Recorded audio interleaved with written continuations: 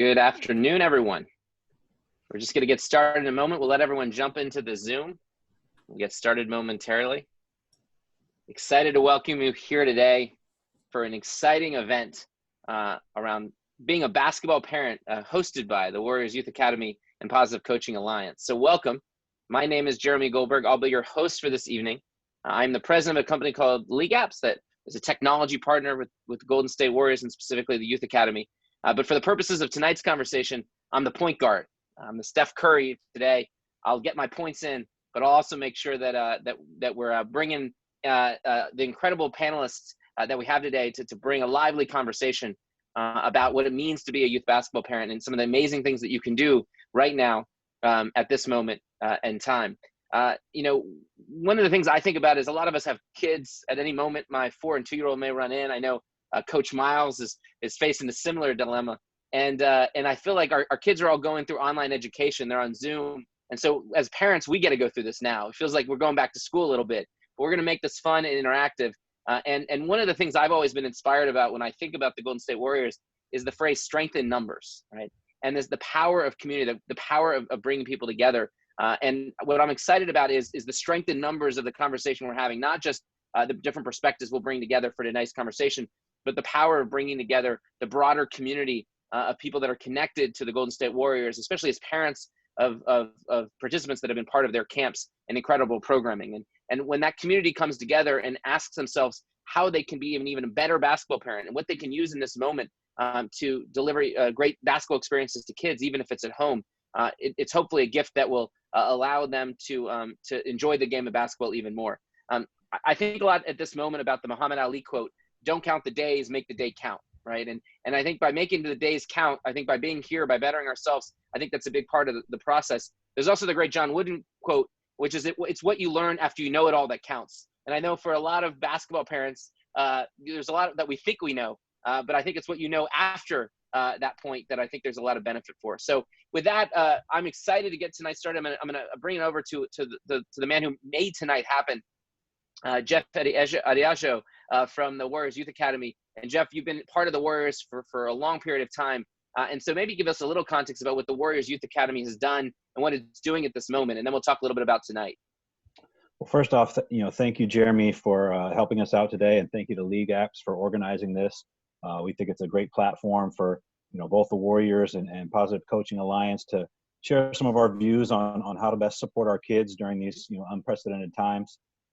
For us, we're the backbone of what we do is getting on the court with kids. We do numerous camps throughout each and every year, all throughout our market in the Bay Area.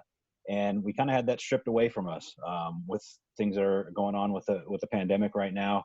And so we really needed to pivot and shift gears and dive into an area that or a path we really hadn't been down before. And that's kind of being able to teach the game and influence young players and families through technology.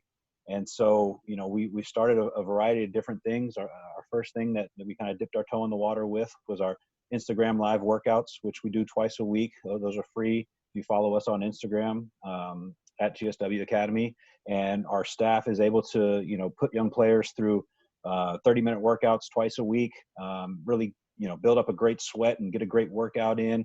And hopefully right now it's breaking up the monotony in their day. If they have, online schooling that they're doing right now, it gives them a quick 30-minute break middle of the day where they can get consumed with the game of basketball, something we all love and something we all love to take our minds away from, the stresses and problems we have in our daily life. And it's a great escape.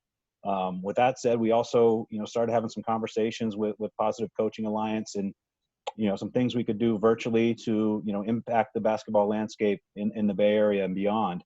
And, initially we thought, well, maybe we'll do a virtual coaches clinic. And we saw that there were a number of those that were happening, in other places.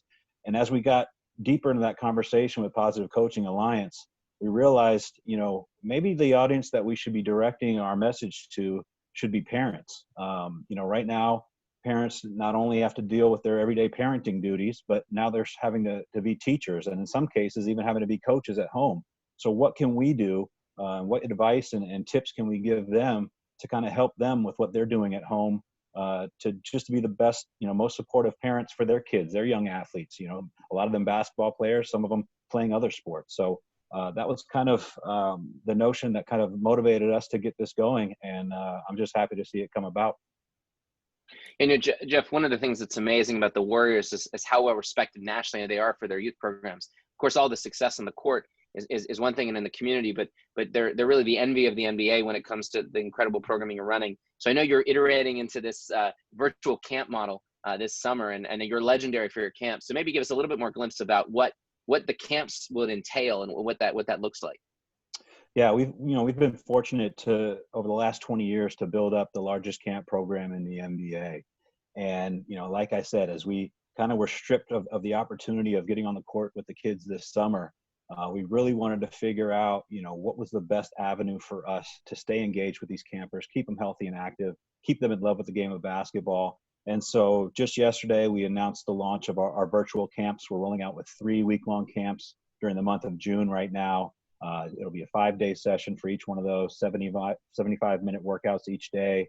Included in that week-long experience will be a 30-minute semi-private workout with our coaches as well. And the cool thing about it is, we love our Instagram live workouts, but it's really a one-sided platform in that, the participants, they can chime in with some comments, but our coaches don't get to see them on screen. With our virtual camps, they'll be in a Zoom type setting. We'll be going through our partner Ring Central to do it, where it'll be one coach on the screen, 8 to 9 players on the screen with them, where, if I'm a coach on the screen, I can call each camper by name. I can see what they're doing in their workout. I can let them know if their elbow's not tucked in on that form shooting or whatever it might be. So just to be able to have those connections, to call them out by name, kind of create a little bit of accountability on the camper's behalf, maybe assign them some homework each and every day with camp, and a number of drills we want them to do outside of the camp experience, virtual camp experience, and then tie it all together with a week-long session. So the other cool thing that we're doing is we're developing a camper at home pack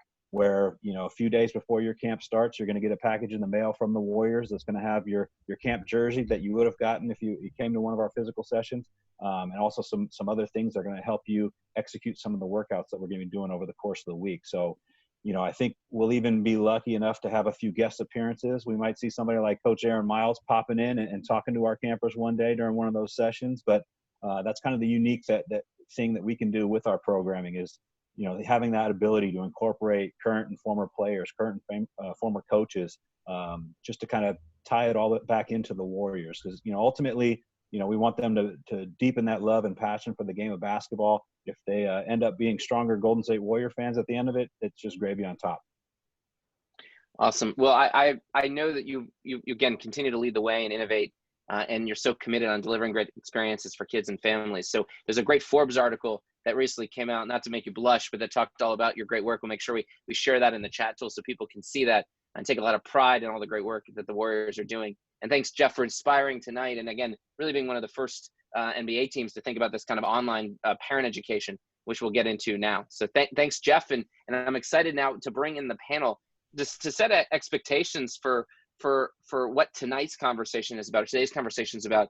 First is understanding, as a parent, what are the ways to help your kids understand the right kind of lessons from sports at this very moment in the situation you find yourself. Because one of the most amazing things about sports is there's so much value you can get beyond what happens on the court. We'll hear a lot about that from Ruben in terms of positive coaching alliance. Well, now is the chance to exercise that. I could imagine Ruben showing up at a parents coaching forum and saying, what would you want out of sports if your kids couldn't play the game? What would it be about? And now we're actually getting to live that exercise. And I think, so how do we connect into that? The second is what does it actually mean to be a great basketball parent? Not just now, but in the future. And what does that look like? And drawing on Coach Miles' experiences and Ruben's experience, we'll talk about that as well. The third is we have a YouTube star here. We'll get into that in a second, and Coach Miles. And so what are the ways you can think about drills and activities to do with your kids in quarantine? And of course, the last is, what is the power of this moment as we think about this pause? How might we use this to be even better for it as families and as basketball fans? So we'll cover all those things, and I'm excited to bring in our panelists. They need no introduction, but I'll introduce them anyway briefly. First, we've got Ruben Nieves, who's the PCA National Director of Training. And there's a lot of different perspectives Ruben's bringing to the table. One is obviously Positive Coaching Alliance is incredibly well known for their work with organizations across the country, be they professional leagues and teams all the way down to the grassroots. really making sure people get the right lessons out of their sports experiences. But the other thing about Coach Nieves, if you may not, people may not remember this, is that he also coached volleyball for 18 years, including being the head men's coach at Stanford and the head women's coach at Fresno State. And he was 2-time NCAA men's volleyball coach of the year. So we're incredibly grateful to have your incredible accomplishments and perspective. You can relate to dealing with parents and how they're thinking about their kids' experience as a coach and now from the PCA experience. So thank you for being with us. And then Coach Miles, there's a lot of different attributes I can ascribe to you. You're the assistant coach for the Warriors. You're obviously an accomplished player in your own right, a state champion out of Oregon, of course, playing in the NBA and in the G League and teams in Europe. Legendary career at Kansas, Rock Chalk, and a parent of 4 kids. And you're also a YouTube star. And with the workouts that you're doing on Miles Monday on the YouTube channel, which is really amazing to see, and I know I enjoyed watching those as well. So we're excited to have both of you here today and be part of this conversation. So the first thing is, and I'll throw it to you, Coach Miles, first. I think for the audience, I think it'd be helpful to understand the perspective you're bringing, right? Not just as a coach, but as someone who played basketball and especially as a parent. So talk a little bit about, as you think about basketball right now, what's the perspective you're bringing to this conversation about being a basketball parent? Well, first off, I'm honored to be able to be a part of this webinar. So thank you for having me on. But as you said earlier, man, I'm doing these Miles Mondays. I have 4 boys. My wife and we have 4 boys, elementary school ages 11 to down to 6. And so as a parent, it's a lot of, I'm outside, so the wind. So for me, my perspective is, I'm a parent going through these times of the quarantine, which is new to all of us. It's different.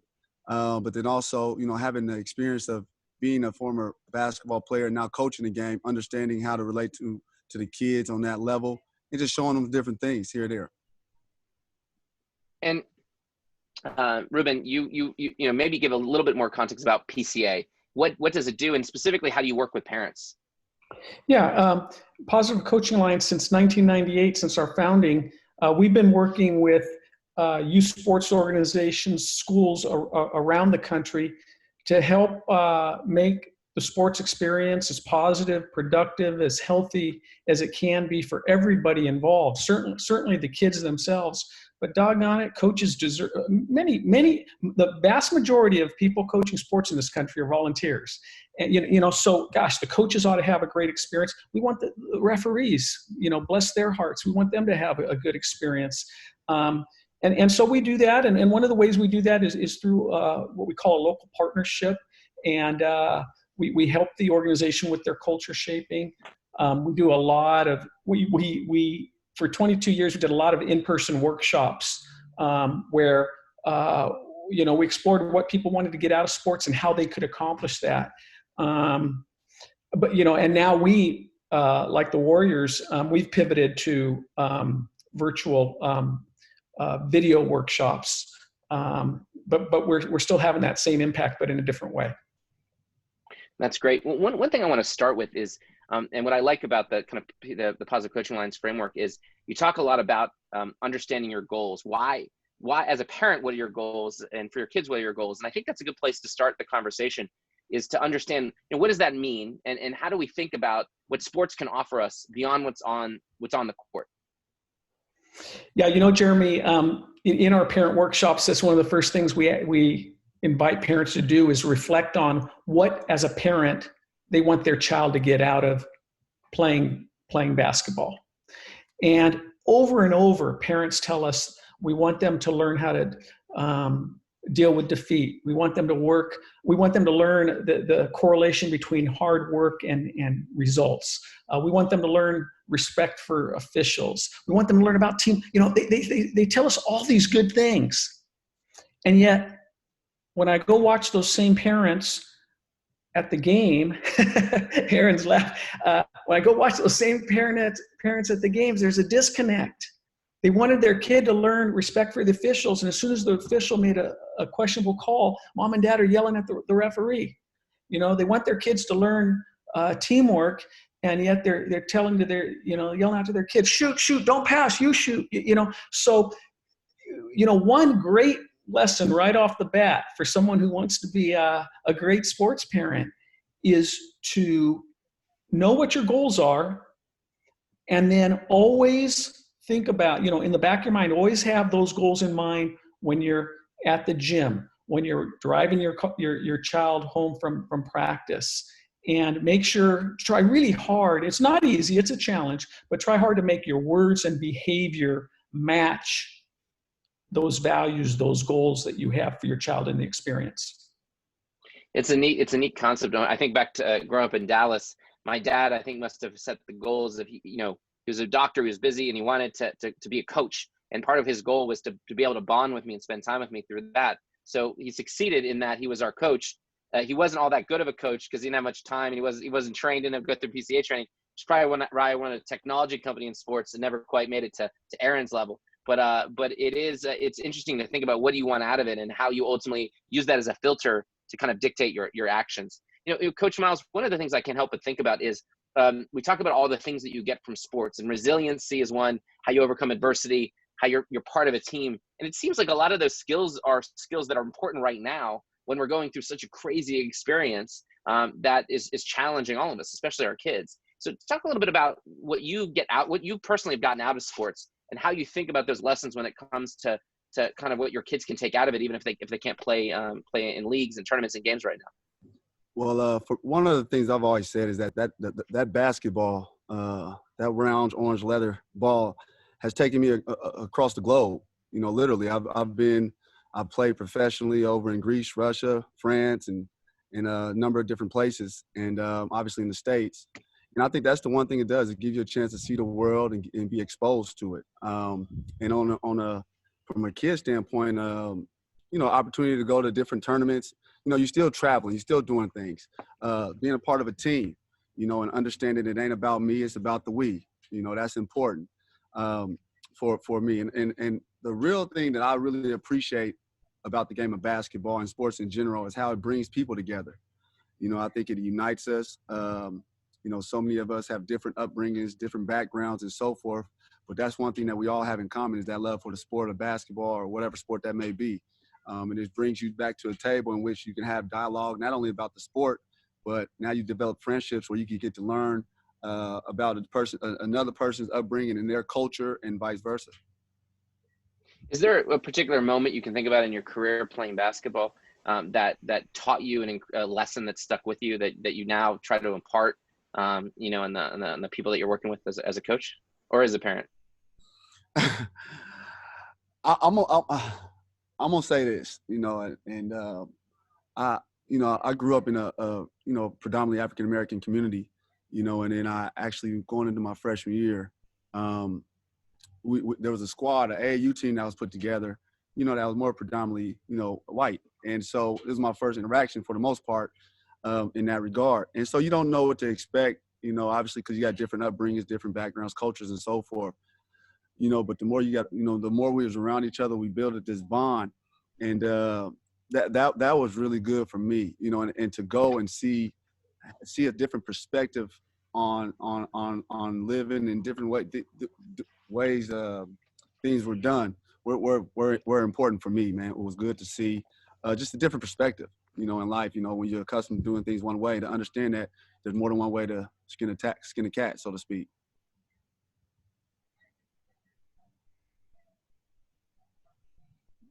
Are we frozen? Hello? I think Jeremy's frozen. Let's see if he's jumping back in here. I'll also say this. The other thing that for Jeremy, he is frozen. Keep going with your point, though, Coach. Another thing, like I was talking about skinning a cat, there's always more than one way to do things, obviously. You were talking about, growing up. Hey, everyone. Can you hear me? When I was at the University of Kansas, So, please go ahead, Aaron. And I was just talking about another thing for me, having, played my first 2 years for Roy Williams, a legendary coach now at University of North Carolina. And then going into my junior year, Coach Self came on board, and he came in and brought a whole different style of play. And that's the one thing that he taught us, is that you know, we came off of back-to-back Final Fours with Coach Williams, you know, and then Coach Self came in and changed the style up a little bit. And one thing that he said, there's more than one way to skin a cat, you know, and that's something that has stuck with me as well. It's just, you know, there's more than one right way to do things. You know, there's just differences, and you know, but be open-minded. You know, it taught me just to be open-minded to new ideas and new thoughts.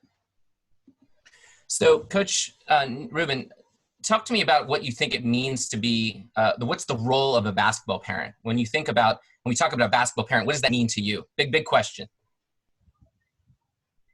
Support.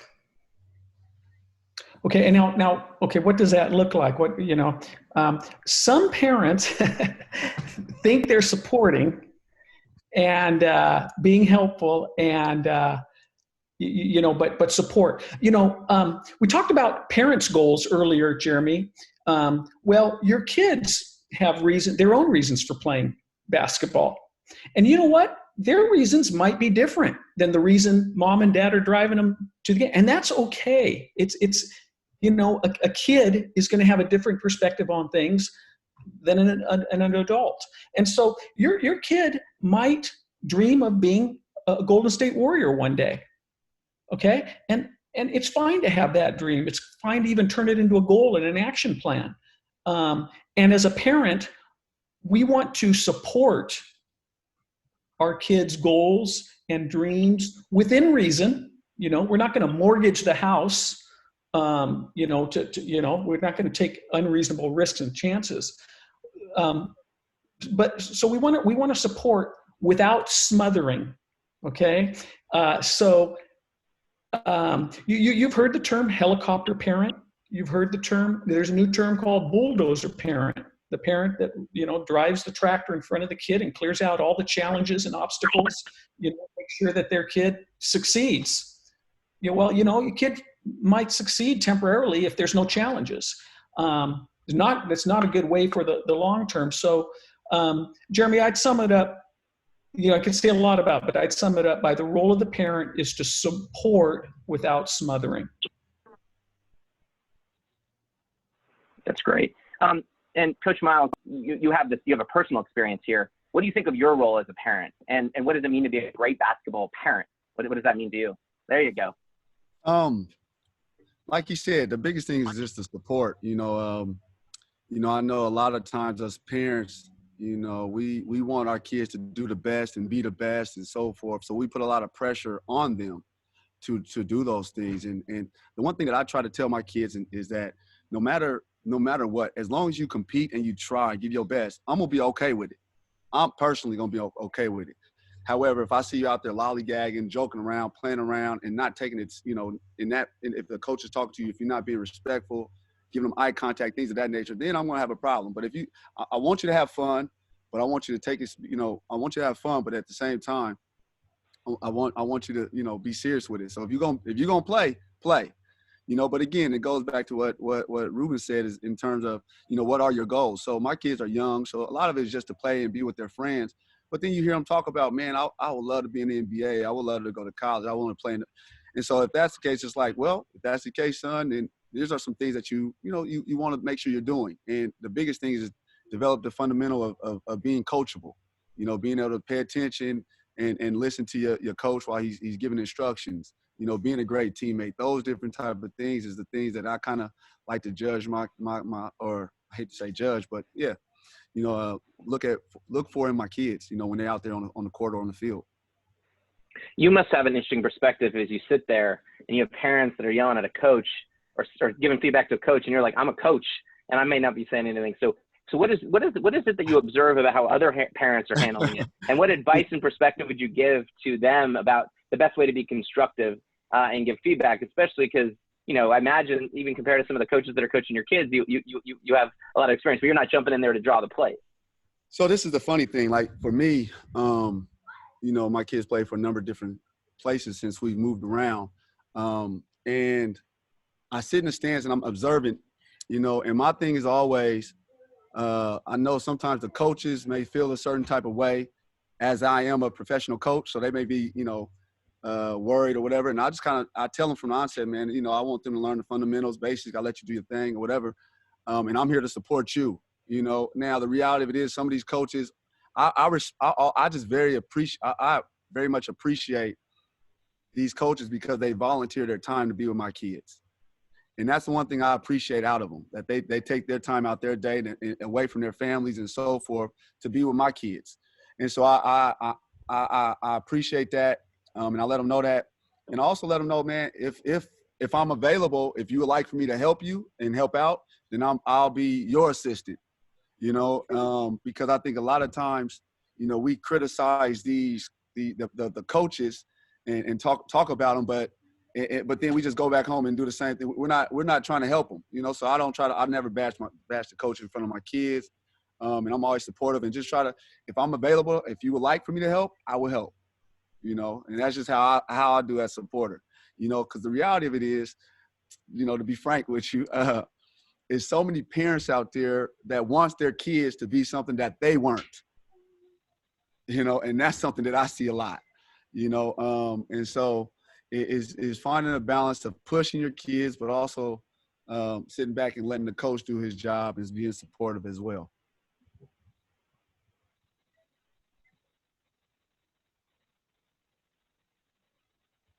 Jeremy, we can't hear you, brother. Sorry, you can hear me now.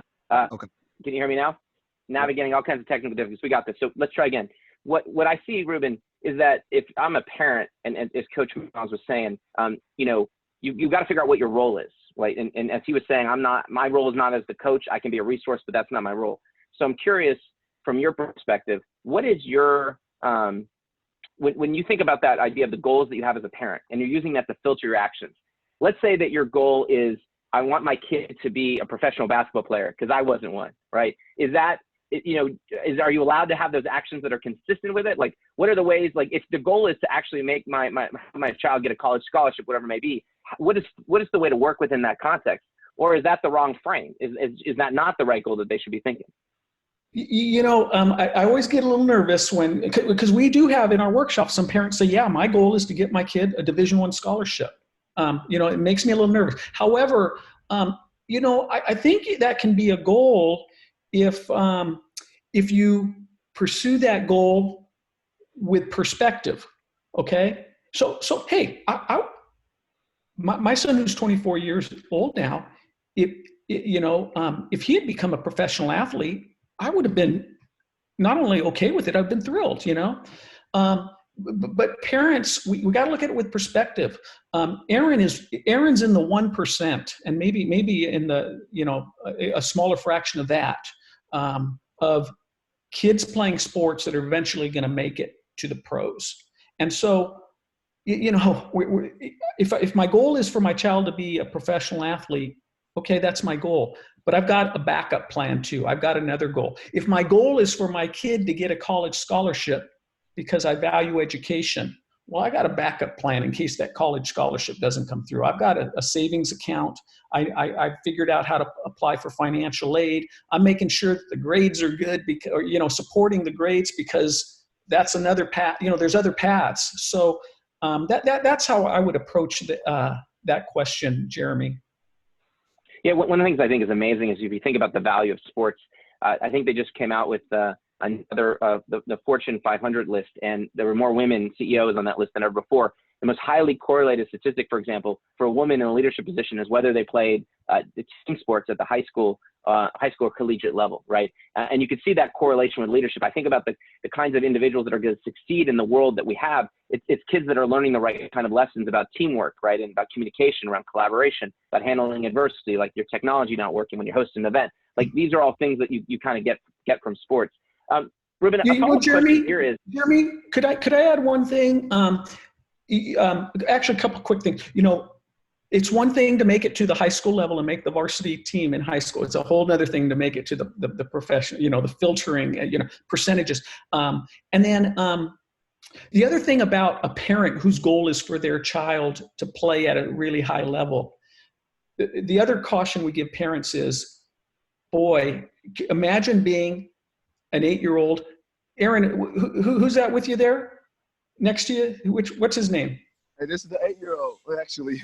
This is 8-year-old? Say hello. This is Isaiah.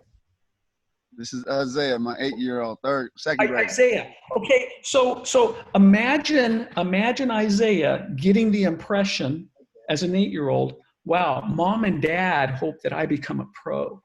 Mom and dad, their dream is for me to get a scholarship. Nothing turns a joyful, playful, positive experience into a burden faster than a child somehow getting that into their head. So Jeremy, I wanted to add that to the question that you asked me earlier. So Coach Miles, one of the questions become is how do you use basketball to provide those teachable moments? And so ultimately, not with if your goal is your kid has a high school career or college career, if it's just to learn the right kind of lessons from sports, what are the ways that you tried to, as a parent, you try to teach those lessons to your own kids, and not just to make them better? And we'll get into some skills that you're teaching at home and that made you famous on YouTube. But I'm curious, beyond that, what are the lessons that you're trying to impart, and what are those kinds of conversations you're trying to have with your kids around it? Well, big thing is I think for my kids, for me anyway, it's all about uplifting people, uplifting each other. So in this household, we got a lot of competition that goes on, sports related, and obviously on teams. My thing is when you have a teammate that's struggling, you try to find a way to encourage them, to uplift them, to make them feel better about themselves, because obviously the whole thing is for us as a team to win. So one of our models is, your success equals our success equals my success, so we try to impart that on them, and which is part of leadership. That's a part of the leadership aspect that sports provide as well, and so you just try to point out different scenarios and different situations, be it their own experiences, or if we're watching a game, or if we're watching something that's happened, just at the grocery store. We just try to find ways that, that you can be helpful and uplift people, encourage and challenge one another. Yeah, and Ruben, what's your perspective on this in terms of, especially as you're thinking about that teachable moment? What's the best thing that a parent should say to their kids after a game or after a practice, or what are the ways to take a look at and things that may have happened, again, things that are happening at home, things in the backyard, or things that might be happening on a court, and use that as an opportunity to impart a lesson? Yeah. So the best thing for a parent to say after the game is, I love watching you play. Okay. Another good things to say are, what do you feel like for dinner? Another good thing might be, hey, do you want to talk about the game? But you start, if you're gonna venture there, you start with a question, and because Aaron alluded to this. A lot of parents, this is about what they did not accomplish as a kid. You make it about them, okay, and their dreams, and so this is your child's experience, and so let's make sure we don't take that away from them. So, hey, do you want to talk about the game? Or do you want to talk about what happened there in the second quarter? And if they do, keep asking them questions. Why do you think Joey got so mad at that point in the game? What would you do if the opponent elbowed you in that situation? But at PC, we talk about empowering conversations with our kids. Too often, conversations between adults and kids, especially parents and children, is the all-knowing wise adult pouring their wisdom into the lowly child's brain. But that's not how people learn best. That's not how our kids will get the most out of the experience. Parents, we want to help guide them through their own processing and learning. And so that's when we converse about their experience. We ask questions and we listen. And if our child says, "What do you think, Dad?" Okay, there's my chance. Okay. And I'm going to seize that opportunity when I'm asked for advice. Okay. But that's what we think is the best thing to do after the game. Can I add something to that?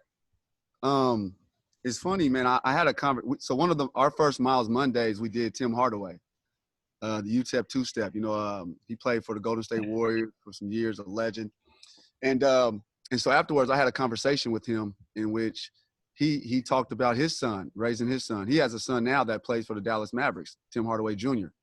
And he talked about how early on he was so hard on his son that his son began to lose the passion and the love for the game.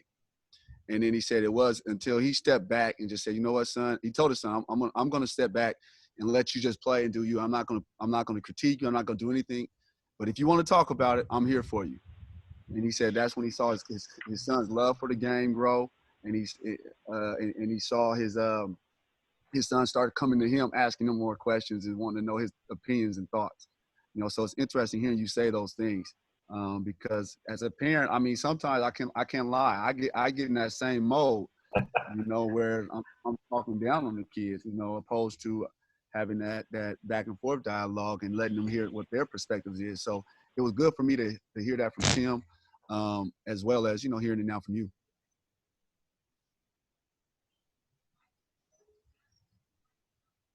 All right, I'm going to jump in. I think Jeremy lost some audio there, and just some really interesting points from both Coach Miles and from Ruben. And, you know, the one thing that kind of struck me is, you know, one silver lining in the situation we're dealing with right now is when we do get back to actually playing the game of basketball again, there's probably going to be some restrictions around spectators and things like that. And there may be opportunities where parents aren't going to be able to be in the gym to watch some of these games.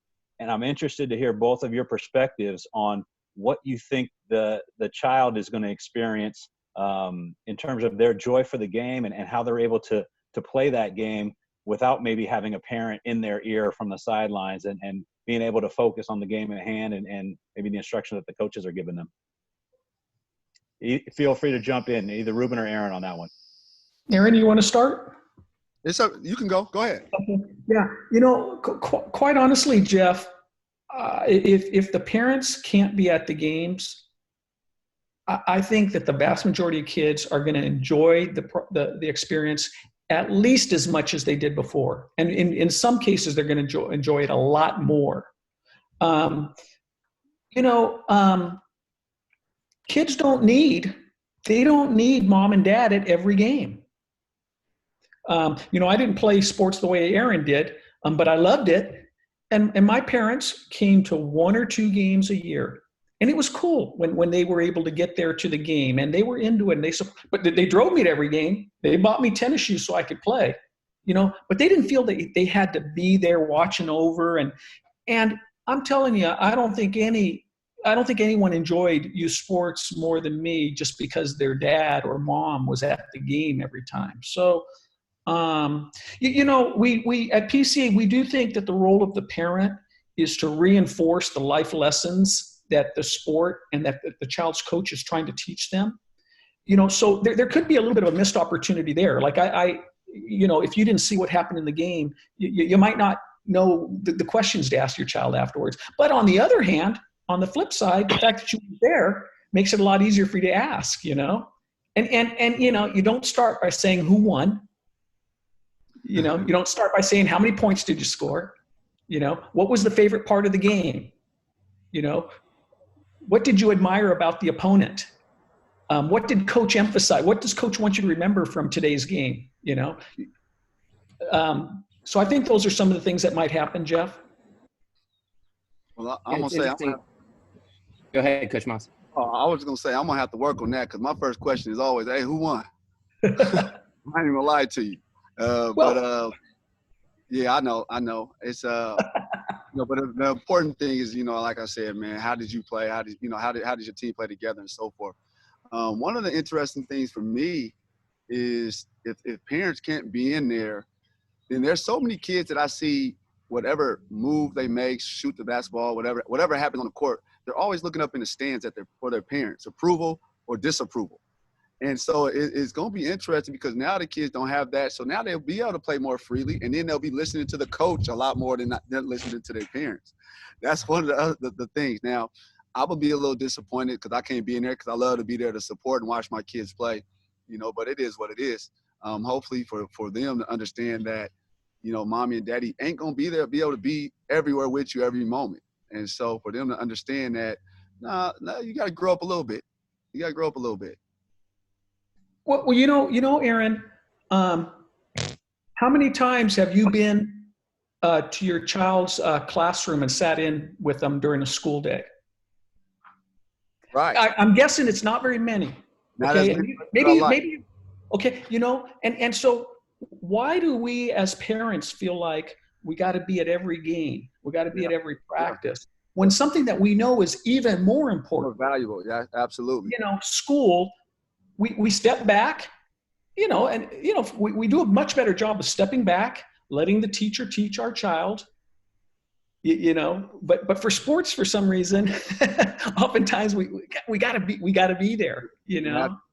I mean, it's funny you say that, man, because during quarantine time, man, me and my wife, we turned in elementary school teachers. 5-6 hours out the day, you know, and it's exhausting, man. So I tip my hat to the educators out there, you know, but education is very important. You know, I mean, they do need to understand it. And the reality of it is, a lot of times, as we trust the teachers to do their job, that's one of the things. We trust that the teachers are going to teach our kids, you know. And so a lot of times we don't fully trust the coaches all the time, you know, and we're critiquing them so much, you know. But that's one thought that I had. Yeah, we parents aren't all chemistry experts, but we're all basketball experts, you know. Absolutely. We don't watch a ton of that. Everybody don't watch The Last Dance. We don't watch Michael Jordan right now. Yeah. You know. Still can't hear you.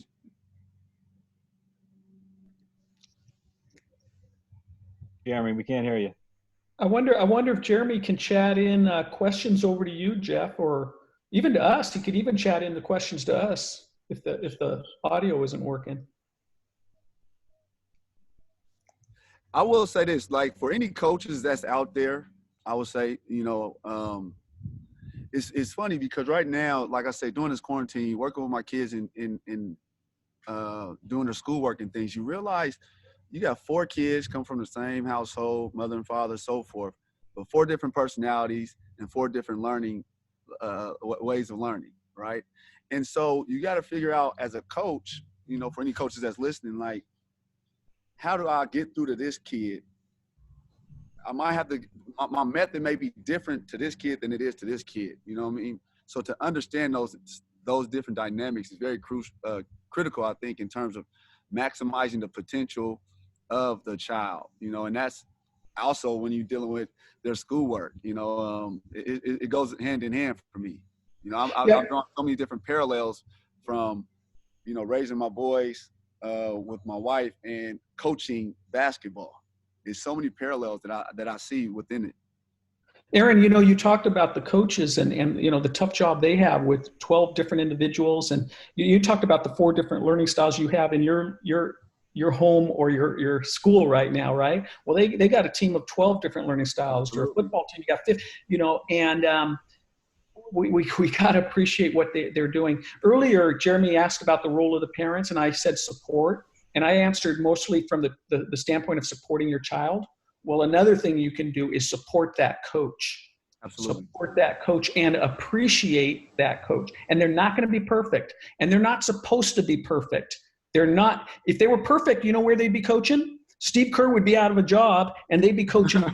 They'd be coaching the Warriors, because even, you know, Steve Kerr will tell you he makes mistakes and stuff. So the expectation for a youth sports parent is not to be perfect. It's not to have the ideal strategy and to know how to teach every skill. It's to care a lot about those kids they're working with and try to provide them with a healthy experience. I'm going to jump in. We should be grateful for that. I'm going to jump in with a question here. I think Jeremy's still having some technical difficulty, but I kind of want to pick your guys' brain on your thoughts about specialization. You know, I know there's a lot of pressure on kids and for parents to get their kid in one sport early and, you know, start individual training at age 7 and do this and that. You know, what are the values that you see and how can kids benefit by being exposed to multiple sports, you know, throughout their childhood? And when should parents or kids make that decision where, hey, I really like soccer, or hey, I really like basketball, now I want to focus on it full time? start with you, Aaron. Okay. Well, I'm a huge advocate for playing multiple sports. I played 3 sports throughout high school, so I didn't specialize until freshman year of college. I played basketball, baseball, and football, and then I even did high jump as a senior in high school. So I'm a multi-sport guy, and I'm the same way with our kids. And I believe that, one of the things that it teaches you is how to play different roles, because you're not going to be the best in every sport. So in one moment you might be the best player on the basketball court. Then you go play baseball and you're sitting at the end of the bench, but you still got to be a great teammate, And then there's another, you're on a football field and, you're a main contributor, but you're not the man, So understanding how to deal with different roles is something that you learn from playing, multiple sports, And then on top of it, I think there was an article written, I think maybe about 6-7 months ago, in which it talked about some of the specializations of some of these players can be some of these the causes of some of these injuries that guys are getting as collegiate athletes or professional athletes, and so it allows you to work different muscle types, muscle groups, and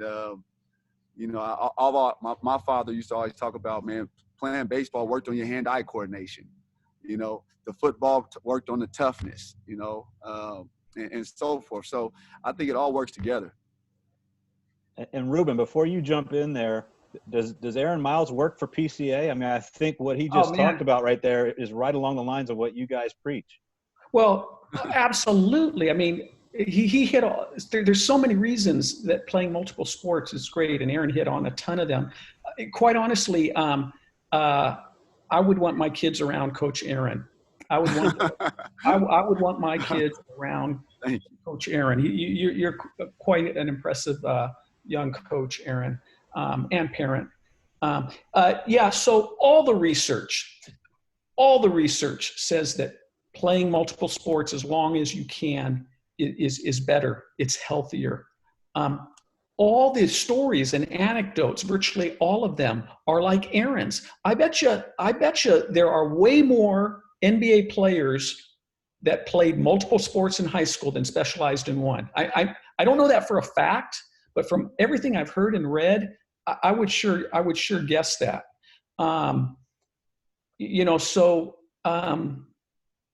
The multiple sport athlete, the question is, when should a kid specialize? The kid should specialize when they want to specialize.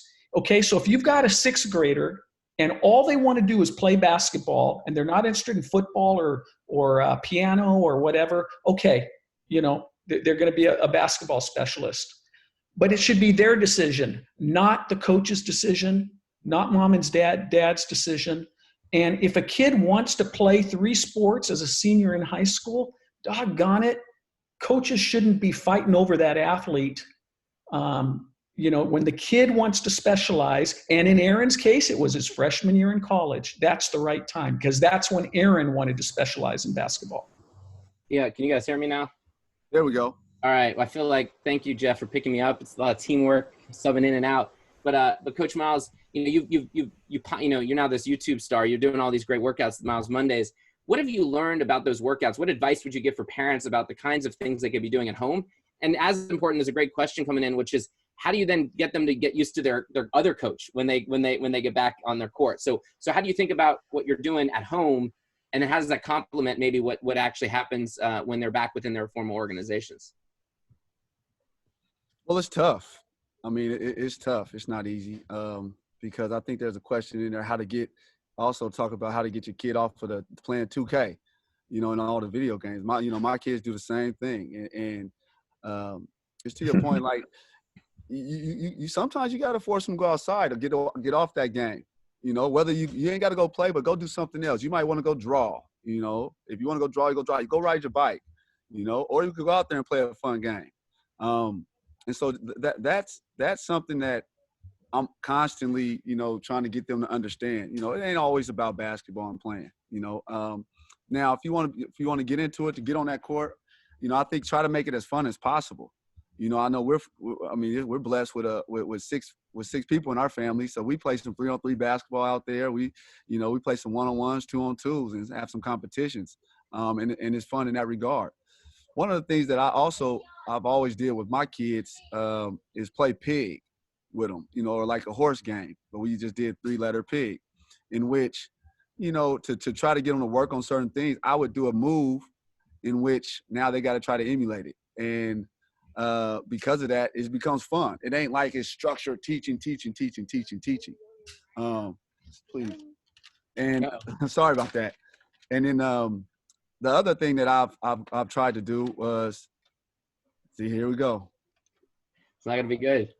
The other thing that we try to do is to get a break sometimes and break up some of the monotony of the schoolwork is I'll take them outside. And, my youngest is a kindergarten, and we're working on addition and subtraction.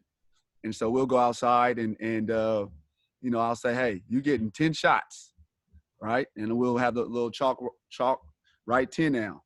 Let's see how many you make out of 10. He makes 4 of them, minus 4. How many did you miss? Equals, and now you got to, answer that. So trying to do those things, come up with some fun games like that, is some ways that you can incorporate basketball with the learning, and also just break up some of the monotony of the same old drill. Because you got to make it fun for the kids. Yeah. Well, one of the things that I think is important to think about is the centricity of like the kid to this experience, right? Like one of the things that's happening is, the kids are bringing their imagination in this pause of sports, and it's fun again. And sometimes parents' involvement takes away that fun. So I'm curious to know, Ruben, what are those strategies you can think about to actually make the experience fun again? If I remember, there was a GW study that came out that said that kids, having fun was like the top of their list. What they wanted, winning was like number 37. So how do you think about designing experiences, making sure your kids are having fun, whether you're doing it yourself or you're working through an organization? Yeah, well, so first of all, if you're the parent or the coach and your kids are playing basketball, you don't stand there like this. I think back to when I was a young coach in the gym at Burnham Pavilion on the Stanford campus, standing there, watching my players train and practice like this. What was I projecting? I wasn't projecting fun.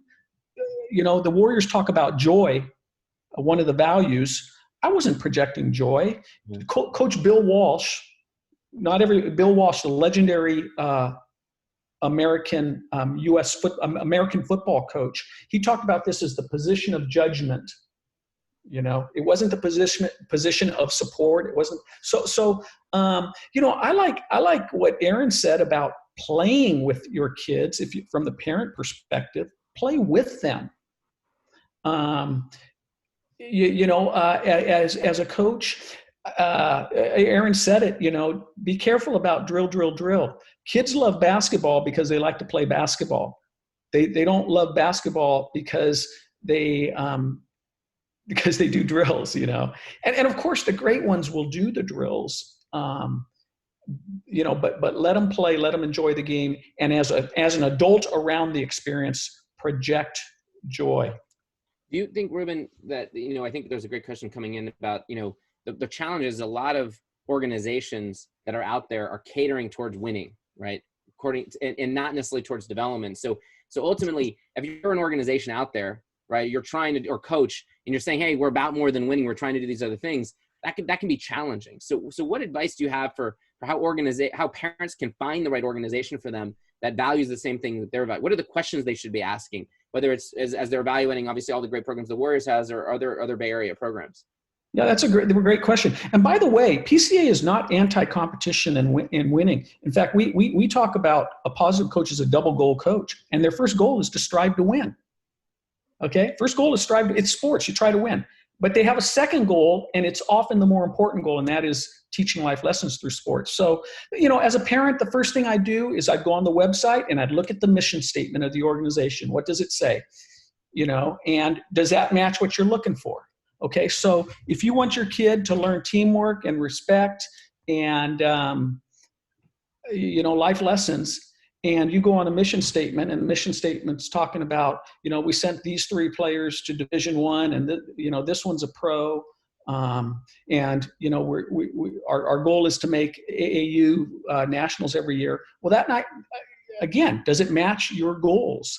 And I'd ask a couple questions. I'd ask, the board of directors, the director of coaching, what's the philosophy of this organization, and does it match? And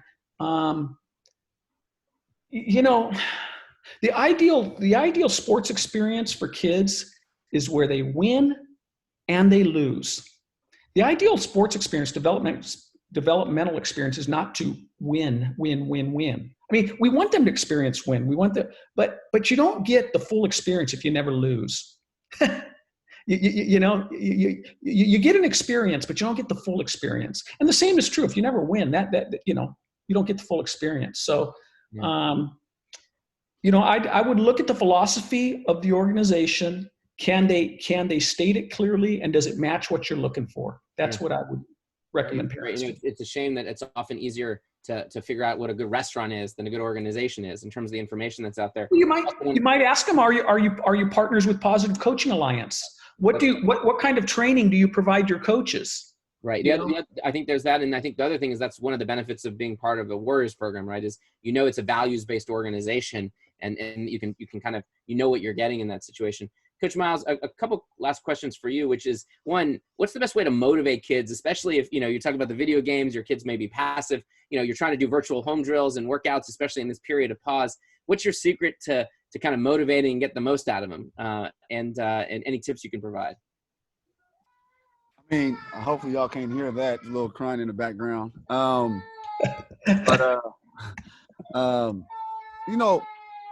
The reality of it is they're gonna, if they want to do it, they're gonna do it. I mean, especially right now, in terms of, you want it to be fun for them, but if you're forcing it down them to motivate them to do other things, you got to make it fun for them, however that may be. And so, like I said, we go outside, we play some 3-on-3, some competitive games, but trying to force it out of them is tough, especially during these times, because, it's like it's the same old. Okay, let's go do these drills on this virtual thing. No type of competition in terms of with somebody, or no type of social interaction physically and being there and present with each other. I think that's what we're missing, obviously. And it's tough, I'm trying to figure some of those same questions out, man. I don't have all the answers, here, and so I'm trying to figure some of those same things out as well. So I'm quick, final answers from our panel, and I'm gonna kick it to Jeff as we wrap up. One of the things I think has been true, if you follow any of the Warriors players, Steph Curry gets hurt, but he figures out a way to come back better than before. You have an off season, you come back better than before. There's an idea that you're never wasting a moment or never wasting an opportunity, no matter what setbacks or adversity you may face.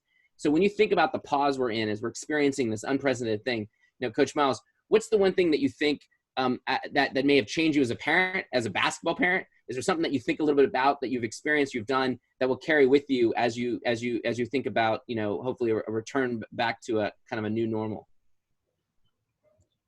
I'll just say this as a parent, I feel like a lot of times we are always on the move, always on the go. We're doing different things. Our kids got to go to this training session. He got to go to this practice. Oh, they got to go do this piano or this. There's so much going on now. Now you're able to take a step back and just chill. And you realize, man, just because he missed out on one of those activities a week or whatever the case may be, doesn't mean he's going to fall that far behind. I think that's something that we think that our kids, if they're not doing that virtual workout right now, then they're going to fall so far behind, but you want to make sure that they want to go do it. I think that's what Ruben, you were talking about earlier, is something that they want to do, and not always being forced on them, because we as parents put the pressure on them so much. So it's one of the things for me is just realizing and understanding that, man, they don't have to be involved in every single activity. I want them to be good in it all, but I shouldn't want them to do it if it's hurting them as well. Yeah. And Ruben, when you think about the silver lining here, what's the opportunity or point of reflection that parents might come through this and there's something better that comes out of it? Yeah, I think that imperfect experience that our kids may have had is looking pretty good right now. It may have not have been perfect, They may not got placed with the coach that we wanted them to get placed with, but they got to play. They got to learn. They got out of the house. And so I think a lot of appreciation can come out of this. I sure hope so. The people that make these opportunities possible for our kids, boy, I sure am appreciative as a parent of a kid who got to play basketball and track and swim. And I sure appreciate that there were people out there that were working really hard and giving of themselves to make this experience possible for our kids. It's such a good point. And I think it's not only do you appreciate sometimes when you don't have it, but even as we come back, you know, that whether it's Jeff, you and the Warrior staff and the incredible team you have, how you're having to figure out virtual training, you're trying to figure out how to get back in a facility, you're thinking about health risk. Like there's a lot of things you're doing that just deserves that much more of an appreciation. So Jeff, as we close out, I know there's a lot of questions on virtual training, and so if there's an opportunity to get involved with the virtual camps that you're doing, do you need to have a basketball? Do you have all kinds of equipment? What happens if you're in a small apartment? Like what's the way that you've designed something so that it's accessible for everyone to be part of it? Yeah, we've kind of made it work for everybody. So if you have a basketball and a water bottle and maybe 6 feet of space at home, you can execute any of the things that we're doing with our virtual programming. I think, as we kind of made that decision to cancel in-person camps for the time being for this summer, we did that kind of with the notion that, we're not closing the door completely on the ability to offer some in-person training sessions at some point this summer. What that's going to look like, I don't think any of us really know right now. Just, what it's going to entail. It's going to be, a lot smaller groups. It's going to be, a kid with their own basketball. They may not be able to play 5-on-5 right off the bat or anything like that. It's going to be a gradual move back into, what our new normal is going to be. And so, with the launch of our new facility in Oakland, we're taking all the steps possible to create that safe environment. We're following all the protocols that, Coach Mile and our training staff is doing with the Warriors actual team in reopening our practice facility. And we're going to do our best to kind of mimic the things that they're doing in San Francisco at the Oakland facility, just to give parents that peace of mind that they'll feel good about getting their kids into something that's, well run and going along the same protocols and procedures that the Golden State Warriors are doing. So that's kind of how we're attacking it. And, as you said, both Ruben and Aaron, you talked about appreciation. I just want to share with you guys my appreciation for both Coach Miles and for Ruben for sharing their perspective, my appreciation for Jeremy for setting up this type of platform to hear these great thoughts. Not only am I a coach and a program director, but I'm a parent as well. And, I wish you could see my notes to the side because I got a ton of things out of this conversation. And I hope everyone that was viewing at home got that same experience. Yeah, I echo that appreciation, and I think, well, first of all, I want to acknowledge the audience, right? The fact that you're willing to give up your time in the middle of the day for many on the West Coast, and thinking about, how do I be a better parent? How do I impart the lessons of sports? And I think there is such an opportunity to appreciate what youth sports and youth basketball has to offer, and by investing the time, you're part of that effort to help your kids get the most out of sports. So thank you, Coach Miles, for inspiring us. And your kids for making some guest appearances. You've got that. You can go to on YouTube for the Warriors Academy and check out all those Miles Monday workouts. So if you want to do something with your kids, that's great. Ruben, the amazing work that PCA is doing, certainly inspiring all of us. And everyone can go to the PCA website, positivecoach.org, specifically the devzone.positivecoach.org, and access incredible resources that are all free for parents to really help make sure that their families are getting the most out of the experiences. And of course, the Warriors for continuing to lead the way. Strength in numbers. Well, we needed those numbers to get through today as I was navigating a host of technical difficulties, but we got through it, and that's what sports teaches us. So thank you very much for all being here. Have a great rest of your day, and thank you all again to our panel. Have a great day, everyone.